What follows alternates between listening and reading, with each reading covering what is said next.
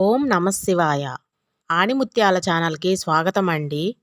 ఈరోజు ఈ వీడియోలో ఏం చెప్పబోతున్నామంటే నాగళ్ళ చవితి. నాగళ్ళ చవితి పర్వదినమున ప్రతి సంవత్సరము కార్తీక మాసంలో దీపావళి వచ్చే చవితి రోజుని నాగుల చవితిగా మనం కొలుస్తూ ఉంటాం.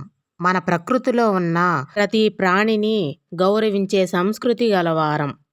ప్రకృతి మానవుని మనుగడకు జీవనాధారమైనది కనుక దానిని దైవ స్వరూపంగా భావించి మన పూర్వీకులు చెట్టును, పుట్టను, రాయిని, రప్పను, కొండను, కోనను, నదిని, పర్వతాన్ని ఇలా సమస్త ప్రాణకోటిని దైవ స్వరూపంగా చూసుకుంటూ పూజిస్తూ ఉన్నాం. మరి పాములు దుష్ట జంతువులు కదా, వాటిని ఎందుకు పూజించాలి అన్నాడు. ఇదే మన భారతీయ సంస్కృతిలోని హిందువుల పండుగ విశిష్టత నిశితంగా పరిశీలిస్తే అందులో భాగంగానే నాగుపామును కూడా నాగరాజుగా, నాగదేవతగా పూజిస్తూ ఉన్నాం. దేశమంతటా పలు దేవాలయాల్లో నాగేంద్రుని విగ్రహాలు కనిపిస్తూనే ఉంటాయి. ఈ నాగుల చవితి నాడు నాగేంద్రుడు శివునికి వాసుకిగా, శ్రీ మహావిష్ణువుకు శేషుడిగా తోడు ఉంటాడు. కాబట్టి ఈ చవితిని ఈరోజు భక్తులు పూజలు చేసి నైవేద్యాలను సమర్పిస్తారు. ఇలా చేయడం ద్వారా సర్వరోగాలు పోయి సౌభాగ్యులవుతారు విశ్వసిస్తారు.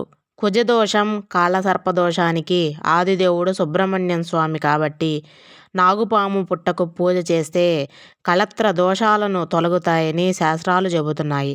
దీనికి ఆధ్యాత్మిక భావాన్ని ఈ విధంగా చెబుతాను అన్నారు. మానవ శరీరం అనే పుట్టకు 9 రంధ్రాలు ఉంటాయి. వాటినే నవరంధ్రాలు అంటారు. మానవ శరీరం నాడులతో నిండి ఉన్న వెన్నెముకను వెన్నుబాము అని అంటారు. దీనిలో కుండలిని శక్తి మూలాధార చక్రంలో పాము ఆకారం వలె ఉంటుందని యోగశాస్త్రం చెబుతుంది. ఇది మానవ శరీరంలో నిద్రిస్తున్నట్లుగా నటిస్తూ కామ, క్రోధ, లోభ, మోహ, మదమాశ్చర్యాలనే విషయాల్ని గక్కుతూ మానవునిలో సత్వగుణ సంపత్తిని హరించి వేస్తూ ఉంటుంది. అందుకే మానవ నైజంలో దుష్ట బుద్ధులు ప్రకోపింపబడతాయి అని కూడా అంటారు. ఆ దుష్టపు ఆలోచనలను అణచి మంచి సాత్విక ఆలోచనలు మనలో నెలకొలడానికే నాగల చవితి రోజున ప్రత్యక్షంగా విషసర్ప పుట్టలను ఆరాధించి పుట్టలో పాలు పోస్తారు. దాని వలన మానవులిలో ఉన్న విషసర్పం కూడా శ్వేతత్వం పొంది అందరి హృదయాల్లో నివసించే శ్రీ మహావిష్ణువునకు తెల్లని ఆదిశేషువుగా మారి శేషపాన్పుగా మారాలని కోరికతో చేసేదే ఈ పూజ.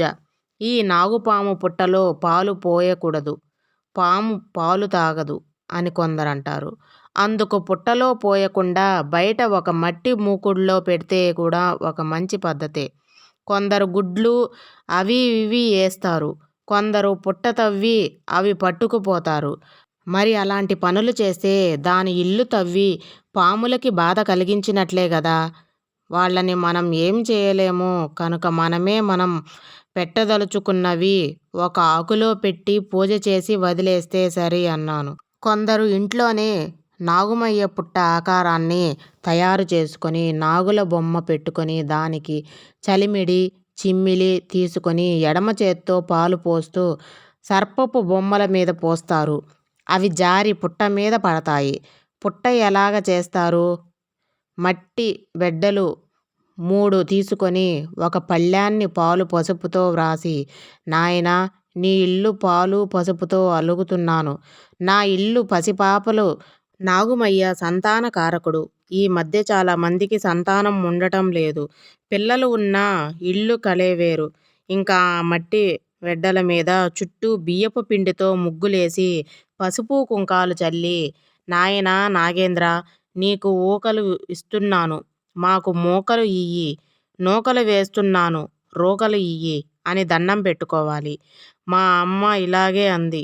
మూకలు అంటే పిల్లలుట, రోకలు అంటే డబ్బులట మా అమ్మమ్మ చెప్పింది. ఆ పైన చలిమిడి, చిమ్మిలి, వడపప్పు, పానకం, అరటిపండ్లు నైవేద్యంగా పెట్టి, నాయనా నాగేంద్ర చీకటి వాకట్లో తిరుగుతాము, మాకు అడ్డుపడకుండా తిరుగు నాయనా, నడుము తొక్కితే నావాడనుకో, పడగ తొక్కితే పగవాడనుకో నీకో నమస్కారమని దండం పెట్టుకొని పుట్టమ్మను తీసుకొని కాళ్ళకి అద్దుకొని కళ్ళకి చెవులకి కంఠానికి భక్తిగా రాసుకుంటే వాటికే బాధలు లేకుండా చేస్తాడు దేవుడు. దేశమంతటా పలు దేవాలయాల్లో మెలికలతో ఉన్న నాగేంద్రుని విగ్రహాలు కనిపిస్తూ ఉంటాయి.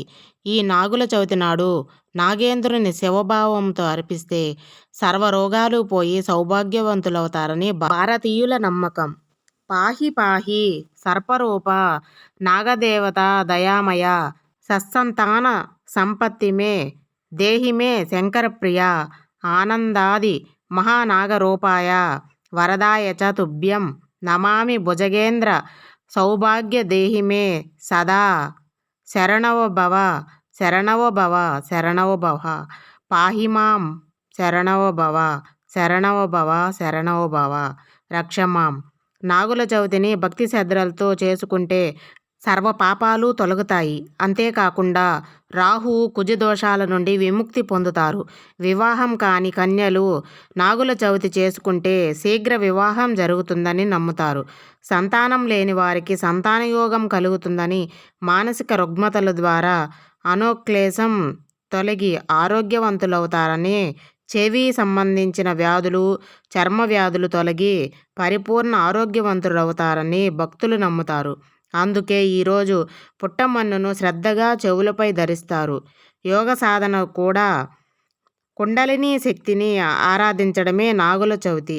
ఈ మానవ శరీరం అనే పుట్టకు 9 రంధ్రాలు ఉంటాయి. వాటినే నవరంధ్రాలు అంటారు. కుజరాహు దోషాలు ఉన్నవారు, సాంసారిక బాధలు ఉన్నవారు ఈ కార్తీక మాసంలో వచ్చే షష్ఠి చతుర్దశిలలో మంగళవారం నాడు కానీ, చతుర్దశి బుధవారం కలిసి వచ్చే రోజు కానీ దినమంతా ఉపవాసం ఉండి నాగపూజ చేయడంలో చేకూరే ప్రయోజనాలు 2 ప్రధానాలుగా పామును చంపిన పాప పరిహారం, ఆ పాపం వంశానికి తగలకుండా ఉండటం, అత్రేయతమైన సహిక నాగపూజా విధానాన్ని వివరించింది వేప చెట్టు, రావి చెట్టు.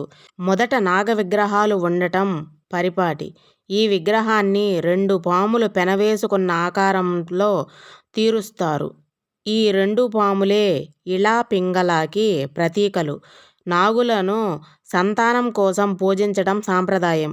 విప్పిన పడగలతో శివలింగంతో 8 వంకర్ల సర్ప విగ్రహం సుషుమ్న నాడికి ఊర్ధ్వగామి అయిన కుండలిని సంకేతం.